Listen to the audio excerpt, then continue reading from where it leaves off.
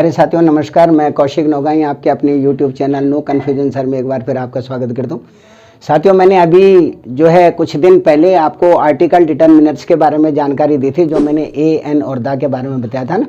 4 प्रकार के आपके जो है डिटर्मिनर्स होते हैं, तो उनमें से फर्स्ट टाइप का मैंने आपको बताया था।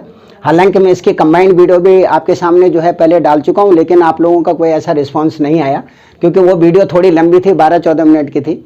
आज मैं बहुत हल्के में हार्डली 3 या 4 मिनट में ये प्रोग्राम आपका कैंसिल कर दूंगा, ख़त्म कर दूंगा और बहुत जल्दी आपको समझ में भी आ जाएगा। आज मैं आपको आर्टिकल डिटर्मिनर्स की बजाय डिमॉन्स्ट्रेटिव डिटर्मिनर्स के बारे में बात कर रहा हूँ, जो आपका सेकेंड टाइप का है। अब मोस्टली डिमॉन्स्ट्रेटिव क्या होता है? जब भी आप किसी की तरफ इशारा करते हैं या जब भी किसी की तरफ संबोधन करते हैं और इशारे के रूप में करते हैं, तो उसको हम किसके नाम से जानते हैं? डिमॉन्स्ट्रेशन के नाम से जानते हैं। तो आज मैं आपके सामने जिक्र करूंगा डिमॉन्स्ट्रेटिव डिटर्मिनर्स का। और ये साथियों बहुत ज़्यादा नहीं होते, मात्र सिर्फ 4 होते हैं। तो आई होप सो कि 4 मिनट में ख़त्म हो जाएगा कार्यक्रम। तो आप चिपके रहिए इससे, be stick with mobile phone और वीडियो। इससे बाहर आपको जाने की जरूरत नहीं है। तो पहला मैं शुरू कर रहा हूँ। नंबर फर्स्ट मैंने यहाँ पे लिखा हुआ है डिमॉन्स्ट्रेटिव डिटर्मिनर्स। इसका मतलब आपका ये होता है कि किसी की तरफ इशारा करने के लिए जिन डिटर्मिनर्स का हम इस्तेमाल करते हैं, उनको हम किसके नाम से जानते हैं? डिमॉन्स्ट्रेटिव डिटर्मिनर्स के नाम से जानते हैं। करेक्ट है। नंबर पहला वाला है आपका, फर्स्ट वाला है, ये है साथियों आपका दिस। बड़ा बड़ा लिख रहा हूँ ना, ताकि आपको बिल्कुल साफ दिखाई दे। दिस का मतलब होता है आपका क्या? यह। और जहां पर भी यह होगा तो वो साथियों नजदीक के लिए होगा या दूर के लिए होगा? अरे बोल दो यार, किसके लिए? ओके, नजदीक के लिए होगा जी। क्योंकि जब भी हम दिस की बात करते हैं तो दिस हमेशा हमारे करीब होता है, बिल्कुल हमारे पास में होता है। तो दिस का प्रयोग हम हमेशा एक वचन के साथ करते हैं। एक वचन जानते हो ना?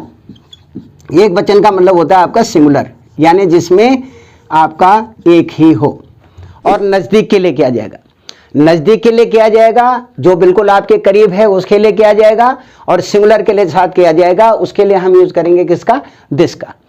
और नंबर दूसरा है आपका, ये है आपका दैट। दैट का प्रयोग किसके लिए होगा?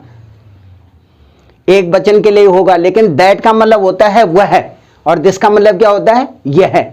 तो जो यह होगा वो पास के लिए होता है, और जो दैट होगा वो दूर के लिए होता है, यानी वो वह के लिए होता है। तो इसका प्रयोग भी सिंगुलर के साथ ही किया जाएगा, सिंगुलर के साथ ही किया जाएगा, लेकिन किसके लिए किया जाएगा? दूर के लिए। और इसका प्रयोग किसके लिए किया जाएगा? इसका प्रयोग किया जाएगा नजदीक के लिए। और दोनों का ही प्रयोग एक वचन के लिए किया जाएगा। करेक्ट है। दोबारा रिपीट कर रहा हूं, दिस का प्रयोग एक वचन के लिए करेंगे, नजदीक के लिए यानी सिंगुलर के लिए। दैट का प्रयोग करेंगे दूर के लिए, एक वचन के लिए, यानी जहां पर आपने दूर इशारा करना होगा तो दैट का इस्तेमाल करेंगे सिंगुलर के लिए। जहां पर नजदीक के लिए इशारा करना होगा वहां पर सिंगुलर के लिए दिस का इस्तेमाल करेंगे। और इसी का प्लूरल है। जैसे ही आप दिस का प्लूरल तलाश करते हैं तो इसका प्लूरल होता है आपका दीज। ये होता है ये, यानी बहुत सारे हो जाते हैं। कहने का मतलब है कि इसका प्रयोग आपने प्लूरल के करना है और नजदीक के लिए करना है। समझ में आ रही है भाई? जो दीज है, दीज का प्रयोग आपने नजदीक के लिए करना है और बहुत सारी वस्तुओं के लिए करना है। और दिस का प्रयोग आपने किसी भी एक वस्तु के लिए करना है और नजदीक के लिए करना है। और उससे अगला वाला है आपका, ये है आपका दोज। इसका मतलब भी है आपका वे। ये तो था आपका ये और वो था आपका वे। तो वे का मतलब आपका हो गया दूर के लिए, बहुत सारी वस्तुओं के लिए जब हम इस्तेमाल करते हैं तो आपका क्या यूज होता है? दोज। तो सिंपल शब्दों में अगर इसे कहा जाए, दिस और दीज। दिस का प्रयोग सिंगुलर के लिए, नजदीक के लिए, एक वस्तु के लिए। और दीज का प्रयोग बहुत सारी वस्तुओं के लिए, नजदीक के लिए। दैट का प्रयोग दूर के लिए, एक वस्तु के लिए। और दोज का प्रयोग बहुत सारी वस्तुओं के लिए, दूर के लिए। तो ये आपका डिमॉन्स्ट्रेटिव जो आर्टिकल है वो आपका खत्म हो गया। कैसा लगा? एक आपका दिस था, एक आपका दैट था, एक आपका दीज था और एक आपका दोज था। आई होप सो आपको समझ आ गया होगा। और साथियों, कितना बहुत ही शॉर्ट टाइम में आपको बता दिया।